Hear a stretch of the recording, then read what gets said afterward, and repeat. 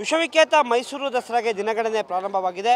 ಹೀಗಾಗಿ ಮೈಸೂರು ದಸರಾದ ಪ್ರಮುಖ ಆಕರ್ಷಣೆ ಅಂದರೆ ಕರ್ನಾಟಕ ವಸ್ತು ಪ್ರದರ್ಶನ. ಹೀಗಾಗಿ ದಸರಾ ವಸ್ತು ಪ್ರದರ್ಶನದಲ್ಲೂ ಕೂಡ ಸಾಕಷ್ಟು ರೀತಿಯಾದ ಚಟುವಟಿಕೆಗಳು ಆಗ್ತಾ ಇದೆ. ಈ ವಿಚಾರವಾಗಿ ಮಾತಾಡೋದಕ್ಕೆ ಪ್ರಾಧಿಕಾರದ ಅಧ್ಯಕ್ಷ ಅಂತ ಅಯೂಬ್ ಖಾನ್ ಅವರಿದ್ದರೆ ಬಂದ್ಬಿಟ್ಟು ಮಾತಾಡೋಣ. ಸರ್ ನಮಸ್ತೆ ಸರ್. ಸರ್ ಈ ಬಾರಿ ವಿಶೇಷವಾದಂಥ ಕಾರ್ಯಕ್ರಮಗಳನ್ನ ಆಯೋಜನೆ ಮಾಡ್ತಾ ಇದ್ದೀರಿ. ಈಗಾಗಲೇ ಹೇಗಿದೆ ಸರ್ ಸಿದ್ಧತೆ ಅಂತೇಳಿ?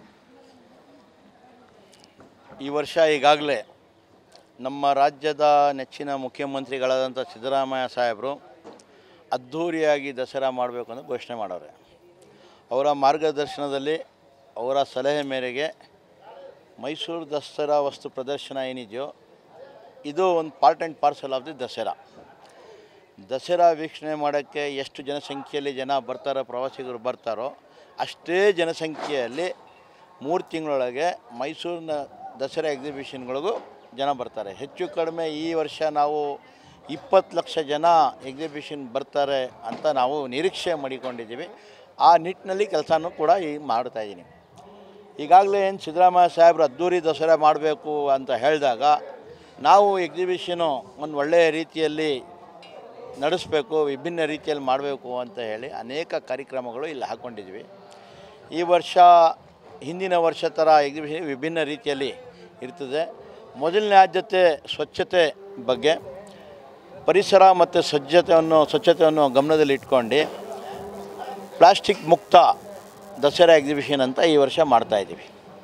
ಯಾವುದೇ ರೀತಿಯ ಪ್ಲಾಸ್ಟಿಕ್ಕನ್ನು ಒಳಗೆ ತರಂಗೆ ನೋಡ್ಕೊಂಡು ಸಿಂಗಲ್ ಯೂಸ್ ಪ್ಲಾಸ್ಟಿಕ್ಕು ಗೇಟಿಂದಾನೇ ಪ್ರಾರಂಭ ಮಾಡಿ ಅಲ್ಲಿಂದ ಉಚಿತ ಬಟ್ಟೆ ಬ್ಯಾಗ್ಗಳು ಯಾರಿಗೆ ಅವಶ್ಯಕತೆ ಇದೆ ಅಂಥವ್ರನ್ನ ಕೊಟ್ಟು ಒಳಗೆ ತರೋದಂಥದ್ದು, ಒಳಗೆ ನೀರಿನ ಬಾಟಲ್ಗಳು ಎಲ್ಲ ಬ್ಯಾನ್ ಮಾಡಿ ಗಾಜಿನ ಬಾಟಲ್ಗಳಲ್ಲಿ ಇದು ಮಾಡೋಂಥದ್ದು, ಮತ್ತು ಶ್ರೀಸಾಮಾನ್ಯರಿಗೆ ಕುಡಿಯೋಕ್ಕೆ ನೀರು ಸಮಸ್ಯೆ ಆಗಬಾರ್ದು ಅಂತ ಹೇಳಿ ಹೆಚ್ಚು ಕಡಿಮೆ ಅನೇಕ ಭಾಗದಲ್ಲಿ ಈ ಆವರಣದಲ್ಲಿ ಫೌಂಟೇನ್ ಮಾದರಿಯಲ್ಲಿ ಶುದ್ಧ RO ನೀರು ಕುಡಿಯೋದು ಘಟಕಗಳು ಹಾಕ್ತಾಯಿದೆ.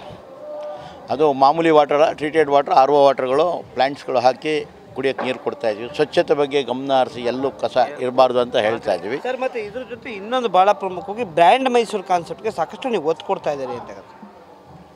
ಅದೇ ನಿಟ್ಟಿನಲ್ಲಿ ಮುಂದುವರಿಸಿದಾಗ ನಾವು ಪ್ರವಾಸಿಗರು ಮೈಸೂರು ನಗರಕ್ಕೆ ಬರ್ತಾನೆ ಇರ್ತಾರೆ.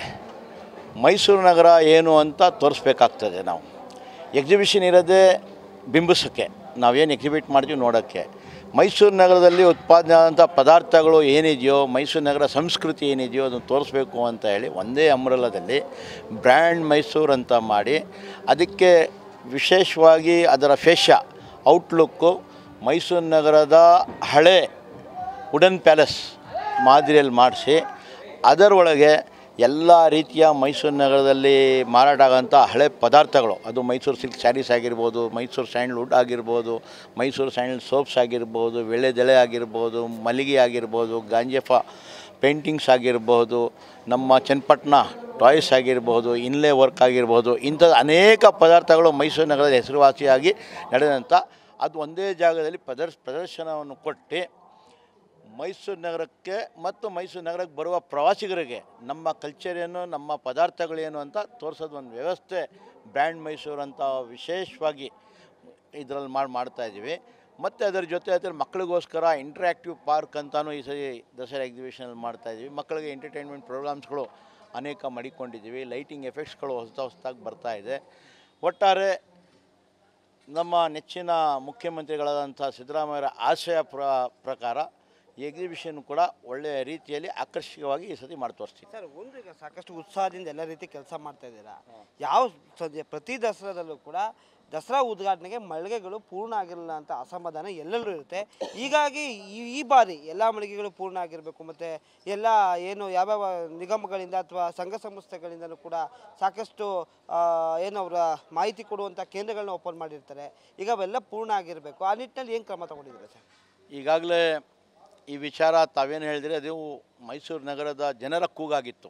ಯಾವಾಗಲೂ ದಸರಾ ಎಕ್ಸಿಬಿಷನ್ ಉದ್ಘಾಟನೆ ಮಾಡೋ ದಿವಸದಲ್ಲಿ ಮಳಿಗೆಗಳು ಖಾಲಿ ಇರ್ತದೆ. ಅದರಲ್ಲೂ ವಿಶೇಷವಾಗಿ ಸರ್ಕಾರಿ ಸ್ಟಾಲ್ಸ್ಗಳು ಏನೇನು ಇರ್ತದೋ ಅದೆಲ್ಲ ಓಪನ್ ಆಗಿರಲ್ಲ, 1 ತಿಂಗಳಾದ ನಂತರ ಓಪನ್ ಆಗಿರ್ತದೆ ಅಂತ ನಾನು ಈ ವಿಚಾರವನ್ನು ದಸರಾ ಹೈ ಪವರ್ ಕಮಿಟಿ ಸಭೆಯಲ್ಲಿ ಸಿದ್ದರಾಮಯ್ಯ ಸಮ್ಮುಖದಲ್ಲಿ ನಾನು ರೇಸ್ ಮಾಡಿದಾಗ ಮುಖ್ಯಮಂತ್ರಿಗಳು ಕೂಡಲೇ ಚೀಫ್ ಸೆಕ್ರೆಟರಿ ಅವ್ರನ್ನ ಆದೇಶ ಕೊಟ್ಟು ಏನು ನವಂಬರ್ 3ನೇ ತಾರೀಕು ಉದ್ಘಾಟನೆ ಇದೆಯೋ ನಮ್ಮ ದಸರಾ ಎಕ್ಸಿಬಿಷನು ಆ ದಿವಸ ಎಲ್ಲ ಮಳಿಗೆಗಳು ರೆಡಿ ಆಗಬೇಕು ಅಂತ ಒಂದು ಆದೇಶ ಕೊಟ್ಟರು.